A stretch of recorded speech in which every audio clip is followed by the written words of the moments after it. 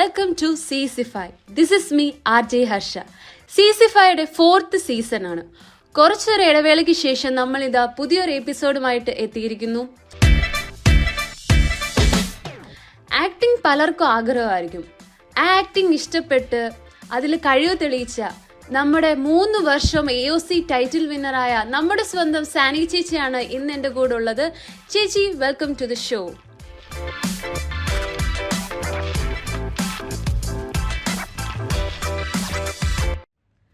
Hi ചേച്ചി.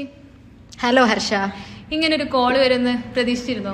ഇല്ല, സത്യം പറഞ്ഞ ഇല്ല. ആദ്യം ഇങ്ങനെ വിളിച്ചപ്പോൾ ഞാൻ ഭയങ്കര എക്സൈറ്റഡ് ആയിരുന്നു. കാരണം യൂഷ്വലി അലൂമിനീസിനൊക്കെ ആണല്ലോ നിങ്ങളിങ്ങനെ, അപ്പോൾ ഫസ്റ്റ് ടൈം അല്ലേ ആ കോള് കിട്ടിയപ്പോൾ ഭയങ്കര ഹാപ്പി ആയിരുന്നു ഞാൻ. അതെ, അപ്പോൾ AOC for the last 3 years അങ്ങനെ ഒരു ഇപ്പോഴത്തെ ഫീലിംഗ് എന്താണ്? ആ ഒരു ഫീലിംഗ് ഞങ്ങളോട്ടൊന്ന് ഷെയർ ചെയ്യാമോ? ഫീലിംഗ് എന്ന് പറഞ്ഞാൽ ഭയങ്കര ഹാപ്പിയാണ്. അതുപോലെ തന്നെ ഭയങ്കര ബ്ലെസ്ഡ് ആയിട്ട് തോന്നുന്നു. ഈ ഒരു 3 years കണ്ടിന്യൂസ്ലി പഠിച്ച കോളേജിൽ ഇങ്ങനെ ഒരു ടൈറ്റിൽ വിന്നർ ആകാൻ പറ്റിയതിൽ ഒത്തിരി സന്തോഷം.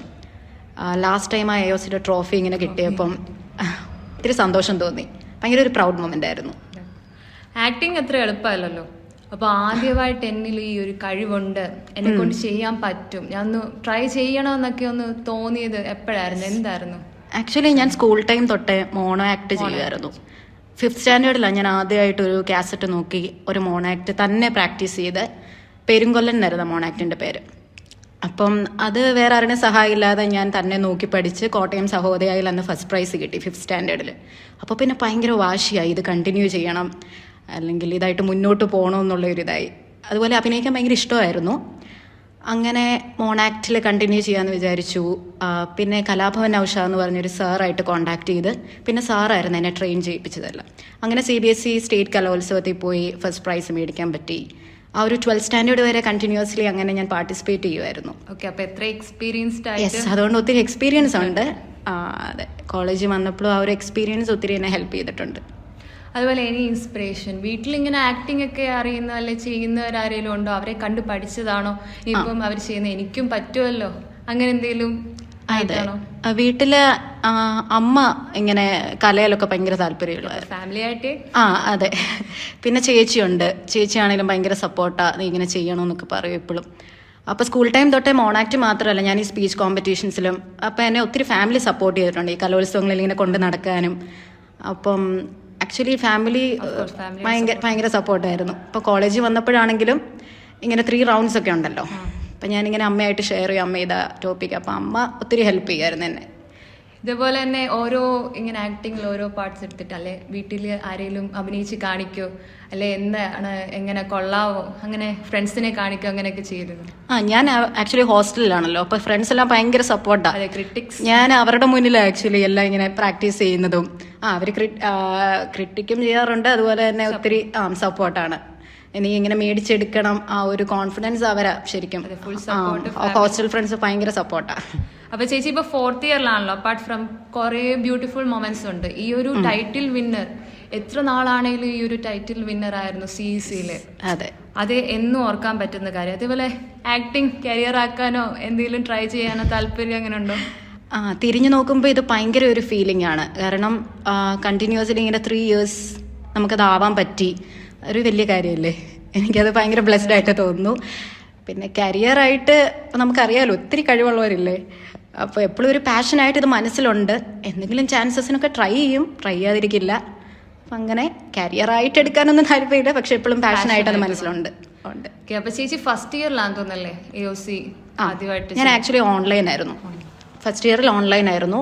അപ്പം ആക്ച്വലി ഇത് 3 rounds ആണല്ലോ, അപ്പോൾ അന്ന് ലാസ്റ്റ് റൗണ്ട് മാത്രമേ ഉള്ളായിരുന്നു ഓൺലൈനിൽ.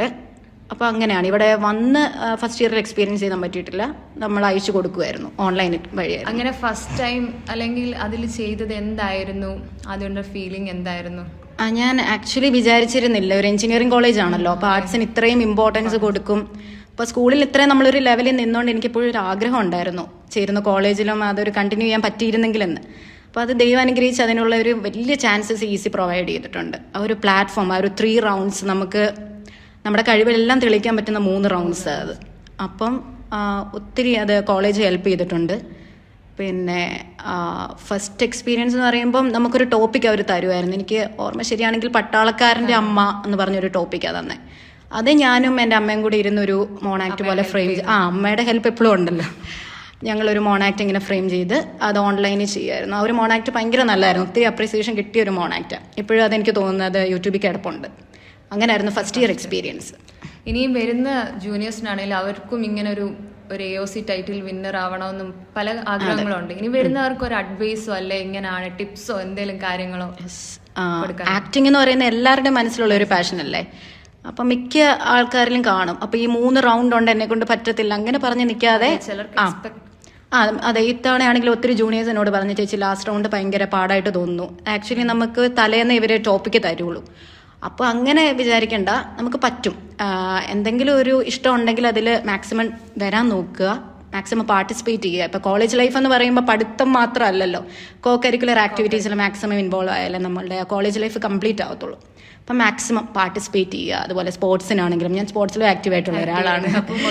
അതെ, ഞാൻ ആക്ച്വലി ഒത്തിരി എൻജോയ് ചെയ്തിട്ടുണ്ട് അതുകൊണ്ട് കോളേജ് ലൈഫ്, ആർട്സും സ്പോർട്സും ഒക്കെ ആയിട്ട്. അപ്പം മാക്സിമം എല്ലാവരും വരാൻ നോക്കുക. അതെ അതെ, നമ്മളത് മുന്നോട്ട് വരണം. ഫസ്റ്റ് ഇയറിൽ തന്നെ നമ്മൾ പേടിച്ച് നിൽക്കാതെ അത് എക്സ്പീരിയൻസ് ചെയ്യുക. അപ്പം ഞാനും ഫസ്റ്റ് ഇയർ ചെയ്ത ഒരാളാണല്ലോ, അപ്പോൾ ഒരിക്കലും പേടിച്ച് നിൽക്കാതെ നമുക്കത് പറ്റും എന്നുള്ള രീതിയിൽ മാക്സിമം. എല്ലാവർക്കും കഴിവുണ്ട്, അഭിനയിക്കാൻ മിക്ക ആൾക്കാർക്കും കഴിവുള്ള ആൾക്കാരാണ് ഇന്നത്തെ ഒരു കാലഘട്ടത്തിൽ. അപ്പോൾ അത് മാക്സിമം ട്രൈ ചെയ്യുക. അങ്ങനെ ചേച്ചി ആദ്യം ചെയ്തപ്പോൾ ഭയങ്കര ടെൻസ്ഡ് ആയിരുന്നോ, എക്സൈറ്റഡ് ആയിരുന്നോ, ഫുൾ കോൺഫിഡൻസിലായിരുന്നോ? അതെ, എന്നെ കൊണ്ട് ഈ ടൈറ്റിൽ വിൻ ചെയ്യാൻ പറ്റുമോ? ഞാൻ ഈ ടൈറ്റിൽ ഉണ്ടെന്നൊന്നും ഞാൻ വിചാരിച്ചേ ഇല്ല. അപ്പം കേട്ടപ്പോൾ ഭയങ്കര എക്സൈറ്റ്മെന്റ് ആയിരുന്നു, അതൊന്ന് വിൻ ചെയ്യാൻ പറ്റണമല്ലോ. ഇപ്പൊ സ്കൂളിൽ ഇത്ര അഭിനയിക്കുന്നതുകൊണ്ട് ഇപ്പൊ കോളേജിൽ ആരൊക്കെ ഉണ്ട്, പല ഭാഗത്തു നിന്നുള്ള ആൾക്കാരാണല്ലോ. അപ്പോൾ ഭയങ്കര ടെൻഷൻ ഉണ്ടായിരുന്നു. പിന്നെ ആദ്യം കിട്ടിയപ്പം ഭയങ്കര ഹാപ്പി ആയിരുന്നു. പിന്നെ അത് കണ്ടിന്യൂസ് ആയിട്ട് ഒരു വാശിയായിരുന്നു, അതിങ്ങനെ മേടിക്കണം. പ്രത്യേകിച്ച് ലാസ്റ്റ് ടൈം അതൊരിക്കലും കൈവിട്ട് പോരുതെന്ന് ഭയങ്കര ഒരു ചിന്തയായിരുന്നു. അപ്പോൾ അത് കിട്ടി, ഒത്തിരി സന്തോഷം. പിന്നെ AOC ടൈറ്റിൽ വിന്നറാണ്. അതേപോലെ തന്നെ ഇതെല്ലാം ഓരോ മൊമെന്റ്സും ഈ കോമ്പറ്റീഷനിലെയും ഓരോ 3 റൗണ്ട്സിലെ ഓരോ മൊമെന്റ്സും റീകോൾ ചെയ്യുമ്പം ചേച്ചിക്ക് എന്താണ് ഇപ്പം ഞാൻ എത്തി നിൽക്കുന്നത്? യെസ്, വളരെ സ്പെഷ്യലാണ് എല്ലാ മൊമെന്റ്സും. ഫസ്റ്റ് ഇയറിൽ എനിക്ക് അത്ര എക്സ്പീരിയൻസ് കിട്ടിയിട്ടില്ല. സെക്കൻഡ് ഇയറിൽ വന്നപ്പം ഒരുപാട് സീനിയേഴ്സിന്റെ മുന്നിൽ ചെയ്യാൻ പറ്റി. അതെ, അത് ടെൻഷനായിരുന്നു. പക്ഷെ അവരെല്ലാം ഒത്തിരി അപ്രിഷ്യേറ്റ് ചെയ്തു. ആരും അങ്ങനെ നമ്മളെ പുറകോട്ട് പിന്തിരിപ്പിച്ചിട്ടില്ല, എല്ലാവരും സപ്പോർട്ട് ചെയ്തതേ ഉള്ളൂ. ആ ഒരു ടീം സ്പിരിറ്റ്, നമ്മളിങ്ങനെ ടീമാണല്ലോ, എസ്പെഷ്യലി ആർട്സിന് ഇങ്ങനെ ആ ഒരു ടീം സ്പിരിറ്റ്. അപ്പോൾ സീനിയേഴ്സ് ആണെങ്കിലും ഒത്തിരി സപ്പോർട്ട് ചെയ്തിട്ടുണ്ട്, നീ ചെയ്യണം അങ്ങനെ പറഞ്ഞു. സെക്കൻഡ് ഇയർ എക്സ്പീരിയൻസ് ഭയങ്കര നല്ലതായിരുന്നു. തേർഡ് ഇയർ പിന്നെ നമ്മുടെ ആർട്സ് നടന്നിട്ടില്ല.